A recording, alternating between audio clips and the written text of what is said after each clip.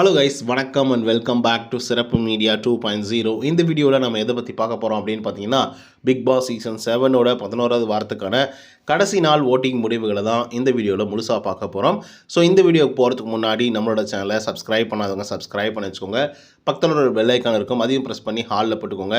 அப்போ தான் நாங்கள் அப்டேட் பண்ணுற ஒவ்வொரு விஷயமும் உங்களுக்கு நோட்டிஃபிகேஷன் வந்து சேரும். அது மட்டும் இல்லாமல் இந்த வீடியோக்கு அட்லீஸ்ட் ஒரு 500 லைக்கெல்லாம் எதிர்பார்க்குறோம்.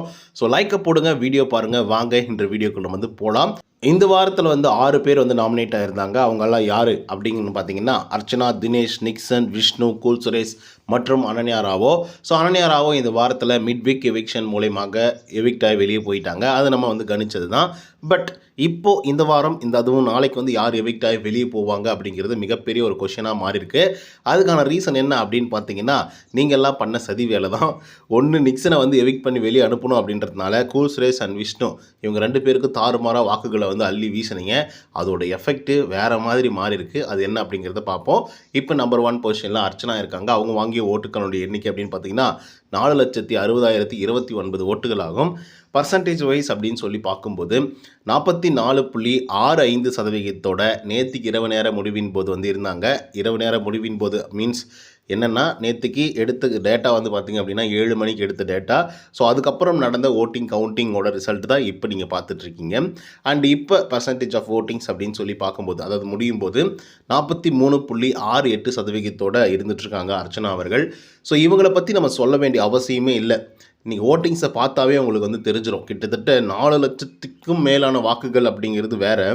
அண்டு செகண்ட் பொசிஷனில் இருக்கக்கூடிய ஆளுக்கும் அர்ச்சனா அவர்களுக்கு மட்டுமே கிட்டத்தட்ட 3,10,000 வாக்குகள் வந்து வித்தியாசம் இருக்குன்னா பார்த்துக்கோங்க. அந்தளவுக்கு அடித்து தும்சம் பண்ணிகிட்ருக்காங்க அர்ச்சனா அவர்கள், வீட்டுக்குள்ளேயும் சரி அண்டு ஓட்டிங்ஸ்லையும் சரி. அதுக்கடுத்தா செகண்ட் பொசிஷனில் தினேஷ் அவர்கள் வந்து இருக்கார்.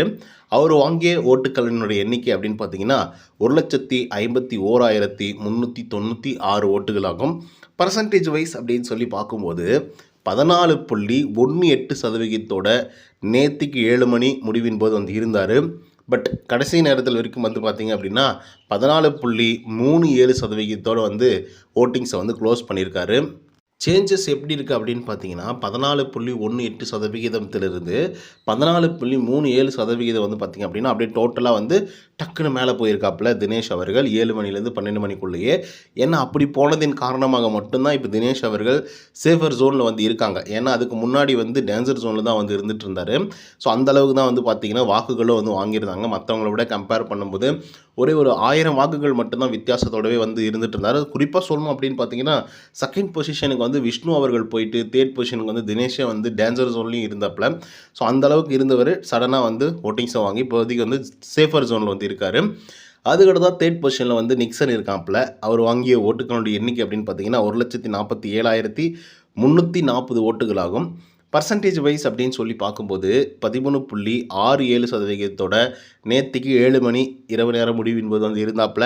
அண்டு கடைசி நாள் ஓட்டிங் முடிவின் பிரகாரம் 13.99% வந்து இருந்துகிட்ருக்காரு. ஸோ இவருக்கும் வந்து பார்த்திங்க அப்படின்னா ஒரு ஜாக்பாட் அடித்த மாதிரி ஒரு பெரிய ஏற்றம் வந்து இருந்திருக்கு ஓட்டிங்ஸில். ஸோ அதனால் கடைசி பொசிஷனில் இருந்து சடனாக வந்து பார்த்திங்க அப்படின்னா நிக்சன் அவர்கள் தேர்ட் பொசிஷனுக்கு வந்து தள்ளப்பட்டிருக்காரு.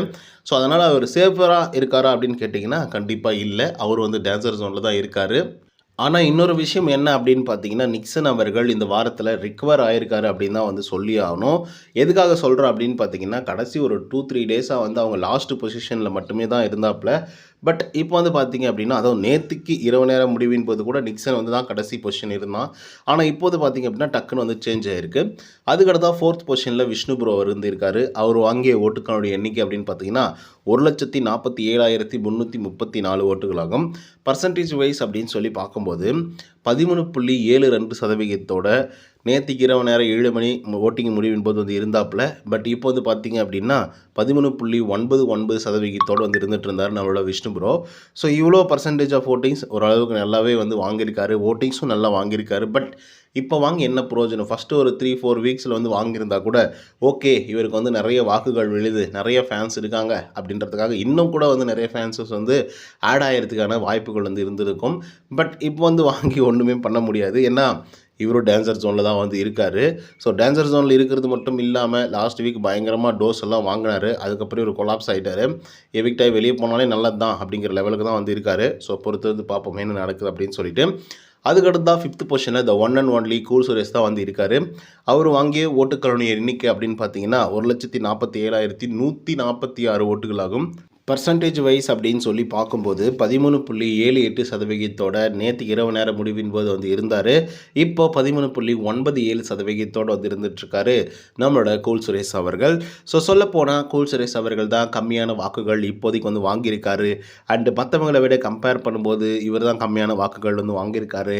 And Nixon, Vishnu and cool Suresh இவங்க 3 பேர் தான் டேஞ்சர் ஜோனில் வந்து இருக்காங்க.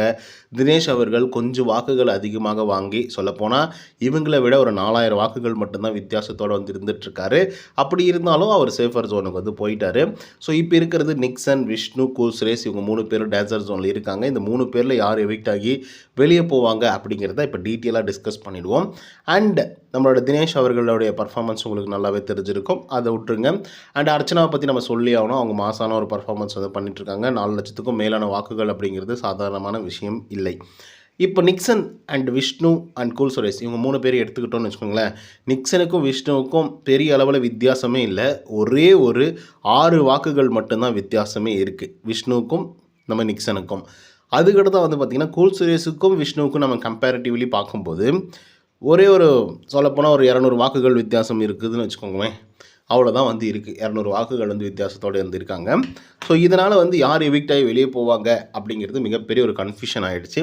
இதுக்கான மெயின் ரீசன் யார் அப்படின்னு பார்த்தீங்கன்னா நீங்கள் தான். நான் ஆரம்பத்திலே சொன்ன மாதிரி என்னென்னா நிக்சரை வந்து வெளியே அனுப்பணும் அப்படிங்கிற முயற்சியில் என்ன பண்ணிட்டீங்க, டக்குன்னு விஷ்ணுக்கு வந்து ஓட்டிங்ஸை போட்டிங்க, கூல் சுரேஷ்க்கு ஓட்டிங்ஸ் வந்து போட்டிங்க.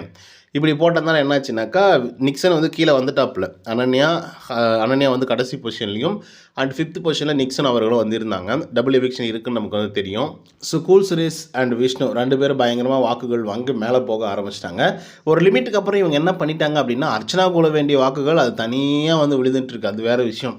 தினேஷுக்கு ஓட்டு போட மறந்துட்டாங்க. தினேஷை டீலில் விட்டாங்க. தினேஷை டீலில் விட்டது என்ன ஆகிப்போச்சு அப்படின்னு பார்த்தீங்கன்னா தினேஷ் சடனாக வந்து கீழே வர ஆரம்பிச்சிட்டாரு. அதுக்கப்புறம் நிக்சனுக்கு, அதுக்கப்புறம் Vishnu and cool Suresh and Dinesh இவங்க 4 பேருக்குமே வந்து பார்த்திங்கன்னா ஈவனாக வந்து வாக்குகள் வந்து விழ ஆரம்பிச்சிச்சு. எல்லாருமே டேஞ்சர் ஜோனுக்கு போயிட்டாங்க. அதுக்கப்புறம் என்ன ஆகி போச்சுன்னா ஓகே தினேஷை வந்து நம்ம காப்பாற்றலாம் அப்படின்னு சொல்லிட்டு தினேஷ்க்கு வந்து ஓட்டுக்கள் வந்து போட்டாங்க. அப்புறம் அவர் மேலே போனார். அப்புறம் விஷ்ணு வந்து காப்பாற்றலான்னு நினச்சாங்க. அப்புறம் விஷ்ணு வந்து மேலே போனார். அதுக்கப்புறம் கூல் சுரேஷை வந்து காப்பாற்றலான்னு நினச்சாங்க. அதனால் கூல் சுரேஷ் வந்து 3rd பொசிஷனுக்கெல்லாம் வந்து போயிருந்தாப்புல. ஸோ இந்த மாறி இந்த மாதிரி சில விஷயங்கள்லாம் வந்து பண்ணதுனால பயங்கர கன்ஃபியூஷன் பண்ணி இப்போ வந்து டேஞ்சர் ஜோனில் Vishnu bro, Nixon and cool Suresh இவங்க 3 பேருமே வந்து இருக்காங்க.